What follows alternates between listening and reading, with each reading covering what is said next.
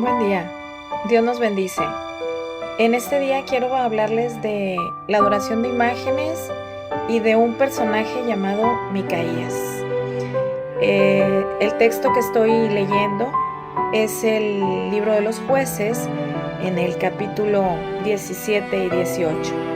El libro de los jueces nos muestra que la Biblia no se trata de seguir ejemplos morales. Se trata más que nada de un Dios de misericordia que trabaja en medio de nosotros y aún a pesar de nuestra propia resistencia a sus propósitos.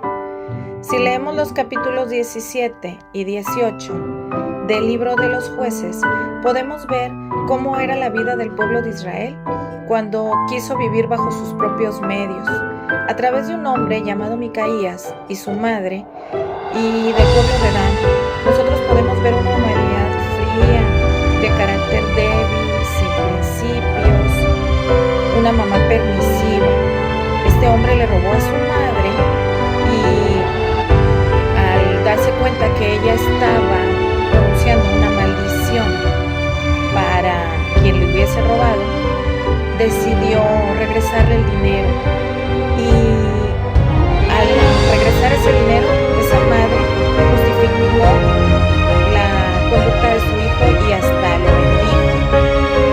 Esta es la historia de una familia que hizo su propia religión, que construyó sus propios ídolos y que seguían lo que les convenía de la ley de Dios. Ellos no servían a Dios, ellos querían tener un acceso a Él para que fuera Él quien les sirviera a ellos. Suena muy absurdo si nosotros lo vemos así, pero es tan real. El caso es que esta familia, el hijo roba a la madre lo justifica y con el dinero devuelto, por miedo a ser víctima de una maldición, ellos inician una religión casera, donde tienen a Dios encapsulado en imágenes talladas y de fundición, esperando ser servidos por Él. Aquí, la madre de Micaías invoca el nombre del Señor como fuente de bendición. Vemos que ellos no adoran otros dioses como Baal, pero con el dinero que les fue devuelto a la madre, ella manda tallar imágenes, manda hacer imágenes de fundición. Y aquí ella está ignorando el segundo mandamiento en el que Dios nos habla en Éxodo 20, 4 y 5, en que nadie debe hacer una imagen suya y adorarla. A mí me sorprende porque esta mujer está mostrando su gratitud a Dios, quebrantando un mandamiento de su ley. Micaías toma estos ídolos y les hace un santuario en su casa. Esta familia se hace un Dios conveniente a un culto, siguen las leyes que les gustan, ignoran las que no les gustan, y esto no es más que el reflejo de una sociedad que busca su propio beneficio. Ellos quieren una religión fácil, rápida y en ocasiones hasta emocionante, pero que de ninguna forma traerá bendición o liberación. ¿No suena familiar? Con una imagen, nosotros no podemos expresar toda la magnitud de la gloria de Dios. Y además, si usamos esa imagen, nuestra creencia de Dios se verá limitada. Y nos preguntamos, ¿cómo es que Dios permite todo esto? No es que Dios lo permita, es que Dios en su infinita bondad y misericordia, Él nos habla, Él nos advierte, Él se da a conocer a sí mismo en su palabra y nos revela lo que debemos y no debemos hacer para nuestro propio beneficio.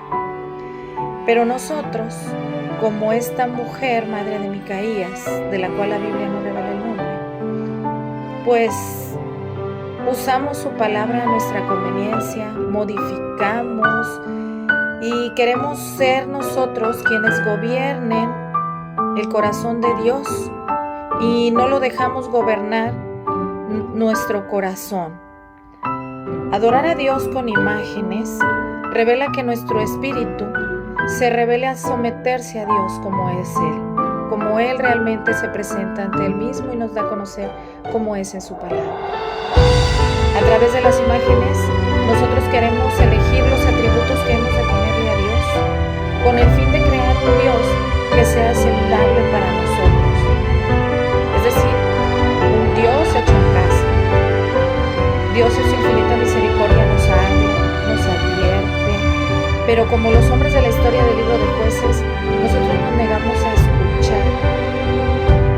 Los hombres de la tribu de Dan creían que el propósito de tener acceso a Dios era que Dios hiciera lo que ellos querían. Aquí podemos ver que la religión creada por el hombre siempre reduce a Dios, y esto nos deja adorando a un Dios que no nos puede ayudar, que no nos puede salvar, que no nos puede bendecir. Y esto es el resultado de no tener paz en el corazón. Ellos crearon una imagen de Dios, y es Dios el que te da el libre albedrío. Él no te va a obligar, no te va a forzar. Él se acerca, te invita, pero nunca te va a obligar a hacer algo. Las religiones te obligan a hacer diferentes cosas, a actuar de distintas maneras, a seguir ciertas normas, y te invitan a todo eso a cambio de falsas bendiciones que nunca llegan a nuestras vidas. Nuestra humanidad es rebelde, nos resistimos a someternos a la palabra de Dios y a su voluntad. Nos rebelamos, y es el pueblo de Dan el que está rebelándose a servir en este libro de Jueces al Dios verdadero. ¿Cómo se están rebelando?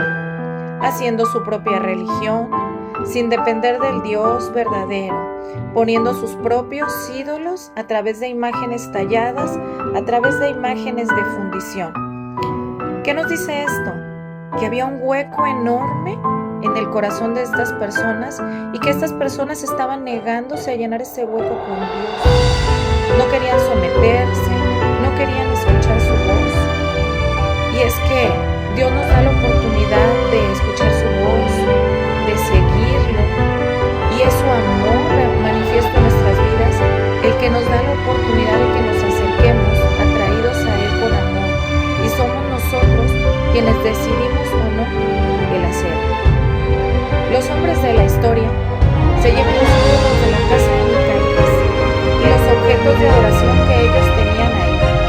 Tienen una perspectiva idólatra, sin importar cuál sea la religión o el Dios que hayamos construido.